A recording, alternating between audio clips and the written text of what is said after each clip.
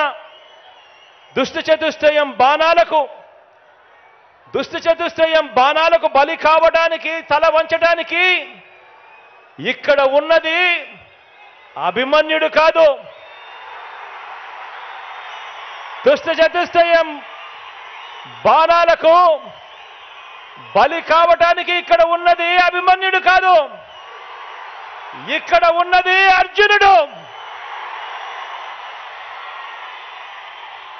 ఆ అర్జునుడికి తోడు కృష్ణుడి రూపంలో ఉన్న ఇంతమంది గుండెలు,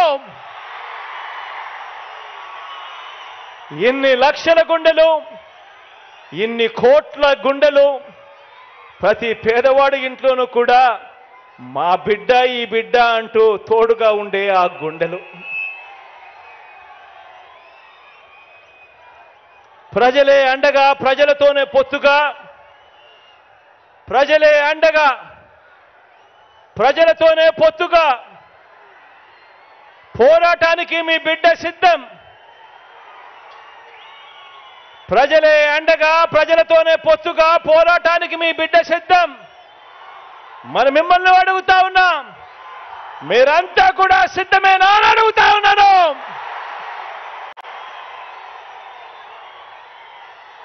మన పార్టీని, మీ అన్నను అభిమానించే ప్రతి ఒక్క కార్యకర్తకు, ప్రతి ఒక్క నాయకుడికి, ప్రతి ఒక్క అభిమానికి, ప్రతి ఒక్క వాలంటీర్కి ఒక్క విషయం చెబుతా ఉన్నా. వీరితో పాటు ప్రజాప్రతినిధులైన వైఎస్ఆర్సీపీ వార్డు మెంబర్లకు, సర్పంచులకు, ఎంపీటీసీలకు, ఎంపీపీలకు, జెడ్పీటీసీలకు, జెడ్పీ చైర్మన్లకు, మున్సిపల్ కౌన్సిలర్లకు, చైర్మన్లకు, కార్పొరేటర్లకు, మేయర్లకు, నామినేటెడ్ పదవుల్లో ఉన్న చైర్మన్లకు, డైరెక్టర్లకు, ఇతర ప్రజాప్రతినిధులకు, వీరందరికీ కూడా, మీ అందరికీ కూడా ఇక్కడే ఒక్క విషయం చెబుతా ఉన్నా. ఇది మీ అందరి పార్టీ అని చెప్పి ఈ సందర్భంగా మరొక్కసారి చెప్తా ఉన్నా. కార్యకర్తల్ని, నాయకుల్ని అభిమానించే విషయంలో, వారికి పదవులు, అధికారం ఇచ్చే విషయంలో రాష్ట్ర చరిత్రలో ఏ పార్టీ చేయని విధంగా కార్పొరేషన్ను ఏర్పాటు చేసి కార్పొరేషన్ చైర్మన్లను, డైరెక్టర్లను నియమించిన ప్రభుత్వం మనది అని చెప్పి ఈ సందర్భంగా తెలియజేస్తా ఉన్నా. మార్కెట్ యార్డుల్లో కానివ్వండి, దేవాదాయ బోర్డుల్లో కానివ్వండి, మొత్తంగా నామినేటెడ్ పోస్టుల భర్తీ విషయంలో కానివ్వండి,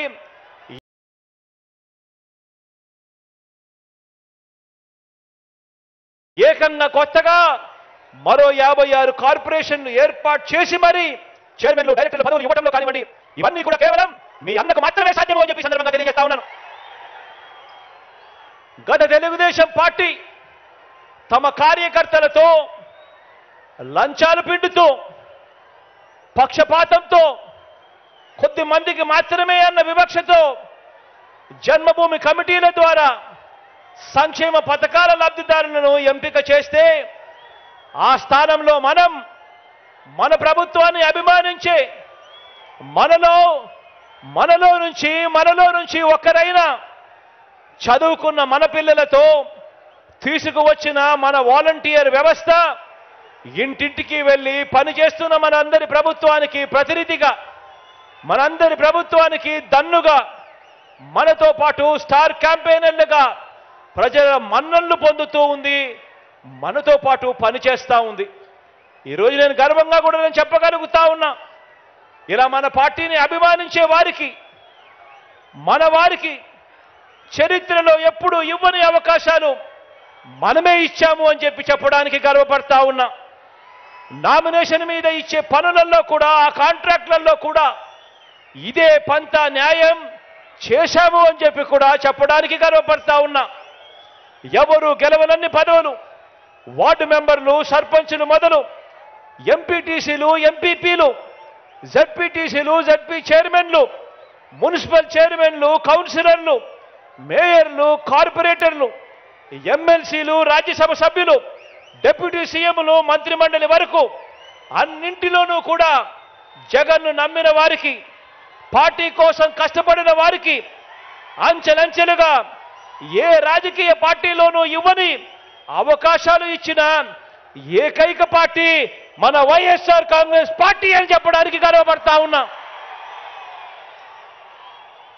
ఈరోజు గర్వంగా కూడా నేను చెప్తా ఉన్నా, మంచి పాలన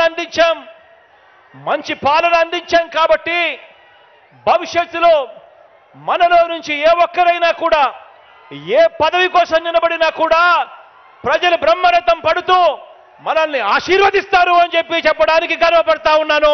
మంచి పాలన ఇచ్చాం కాబట్టి ఈ మంచి పాలనతో భవిష్యత్తులో ఇంతకంటే ఎక్కువగా పదవులిచ్చే పార్టీ మన వైఎస్ఆర్ కాంగ్రెస్ పార్టీ అని కూడా చెప్పడానికి గర్వపడతా ఉన్నా.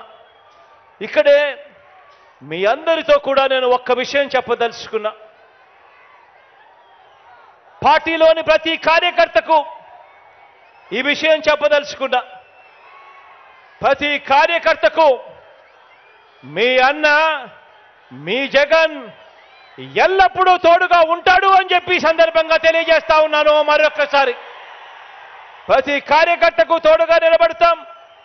ప్రజాసేవలో ఉన్న ప్రతి ఒక్కరికి కూడా మరో 2 మెట్లు ఎక్కి అవకాశం కల్పించే బాధ్యత నాది అని చెప్పి కూడా ఈ సందర్భంగా చెప్పడానికి గర్వపడతా ఉన్నాను అని చెప్పి ఈ సందర్భంగా తెలియజేస్తా ఉన్నా. ఇవాళ నేను మీ అందరితో కూడా ఒకటే చెప్తా ఉన్నా, ఆలోచన చేయమని అడుగుతా ఉన్నా. ఈ 57 నెలల మన పరిపాలన చూశారు. ఈ 57 నెలల మన పరిపాలన చూశారు. గతంలో చంద్రబాబు నాయుడు గారి పరిపాలన కూడా చూశారు. ఆ 5 సంవత్సరాల చంద్రబాబు నాయుడు గారి పరిపాలన చూశారు. ఈ 57 నెలల పరిపాలన మన పార్టీ పరిపాలన, మీ బిడ్డ పరిపాలన, మీ అన్న పరిపాలన చూశారు. నేను అడుగుతా ఉన్నాను ఒకటే మిమ్మల్ని అందరినీ కూడా, ఎలాంటి నాయకుడు మీకు కావాలి అని చెప్పి అడుగుతా ఉన్నా.